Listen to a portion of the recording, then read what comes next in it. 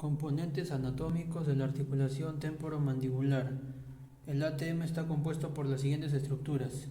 Tenemos a las superficies articulares que están compuestas por estructuras óseas. Tenemos al cóndilo mandibular, que es una eminencia ósea de forma elipsoide localizada en el borde posterior de la parte superior de la rama ascendente del maxilar. Tenemos al cóndilo y la cavidad glenoidea del temporal. Tenemos al menisco articular y la membrana sinovial, que está constituida por membranas de tejido conectivo laxo que recubren la superficie inferior de la cápsula articular.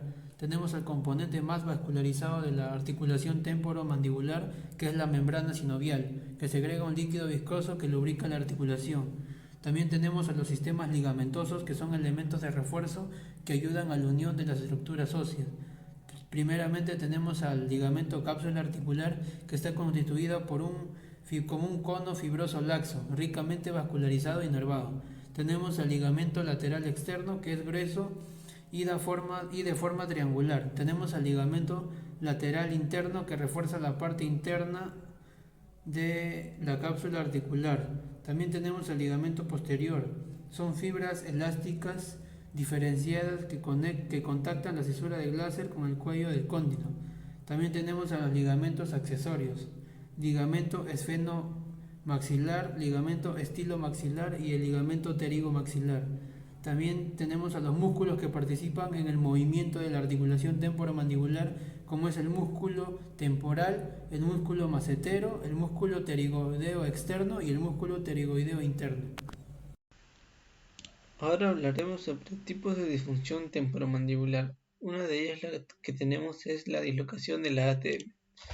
La dislocación de la articulación temporomandibular va a ocurrir cuando la mandíbula se desplaza fuera de su posición normal en la articulación y va a quedar bloqueada en una posición abierta o cerrada. Esto puede ser causada por varias causas, como traumas faciales, apertura excesiva en la boca al momento de bostezar excesivamente, o un laxus ligamentoso o trastornos estructurales de la ATM. Luego vamos a tener también al bruxismo, que es un trastorno característico que se denomina por aperturamiento o rechinamiento respectivo de los dientes, lo que puede ejercer presión adicional sobre la ATM y sus tejidos, provocando un desgaste y tensión en la articulación. Y esto puede provocar dolor, hinchazón y rigidez en la mandíbula, así como una limitación en el movimiento mandibular. Luego vamos a tener a la mialgia, que es un trastorno donde se va a dar el dolor muscular específicamente en los músculos de la mandíbula, el cuello y en los hombros. Y esto puede estar asociado con una tensión muscular y fatiga en los músculos de la ATM. Y esto se puede deber al estrés o a otras cosas. Por ejemplo, la tensión muscular crónica es causada por la disfunción de la ATM y esto puede provocar mialgia. Y a su vez el dolor muscular puede contribuir a la disfunción y el desarrollo de problemas de la ATM. Yo les voy a hablar sobre algunos de los métodos diagnósticos para las patologías temporomandibulares. Primero tenemos lo que es la historia clínica. Aquí se va a recopilar información sobre los síntomas del paciente, como puede ser dolor o alguna incomodidad, además de antecedentes médicos y odontológicos. También posibles factores que tal vez pueden desencadenar alguno de estos síntomas que tienen su ATM. Después tenemos el examen físico, en el cual se va a consistir en lo que es, por ejemplo, hacer distintas palpaciones de los músculos y de las estructuras de la misma ATM, para ver si hay alguna incomodidad o se siente alguna irregularidad en este lugar. También se puede dar como distintos movimientos o pequeños golpes para más que nada revisar si se encuentra bien.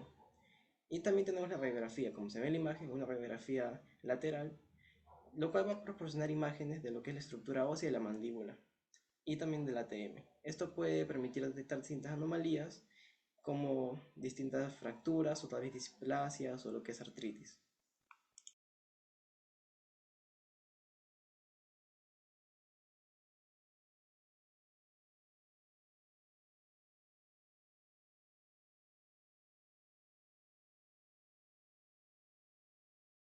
Tenemos a la aspiración de líquido, que esta es una técnica diagnóstica invasiva que se va a utilizar en casos específicos donde se sospeche la presencia de un líquido sinovial en la cavidad articular.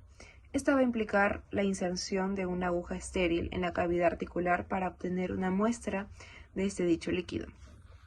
Y la combinación de esta técnica con otras como la ortopantomografía, que esta también es conocida como radiografía panorámica, porque nos va a mostrar una vista panorámica de las estructuras dentales y maxilofaciales, incluida la temporomandibular, y la exploración física panorámica nos va a dar como resultado una evaluación integral de la articulación temporomandibular, contribuyendo así el diagnóstico de diversas patologías temporomandibulares.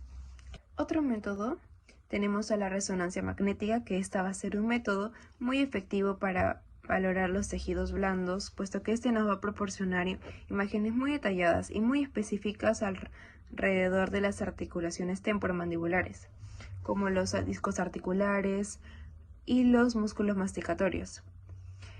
Este método va a ser muy útil para detectar información y desplazamiento de los discos y también daños en los tejidos. También nos va a ofrecer tanto ventajas como desventajas. En ventajas tenemos la seguridad al no emplear rayos X y la clara visualización de dichos tejidos blandos que les mencioné antes. Sin embargo, la desventaja incluye la necesidad de instalaciones complejas. También tenemos costos elevados, limitaciones para ciertos pacientes como los pacientes con claustrofóbicos o con dispositivos médicos implementados, que van a restringir su uso como prueba diagnóstica estándar, incluso después de evaluar el caso clínico. Para otro método tenemos a la artrografía, que este va a ser un método un poco más complicado y más tedioso, porque va a consistir en una inyección de un medio de contraste en la articulación temporomandibular, seguida de una realización de radiografía o tomografía, para evaluar la estructura y función de la articulación. Este también va a ser utilizado en distintas ocasiones, como casos de dolor persistente, limitación de movilidad mandibular y otros síntomas. Tipos de tratamiento de la ATM. Tenemos primero a la artrocentesis, que es un procedimiento en el que la articulación de la mandíbula se lava con líquido estéril.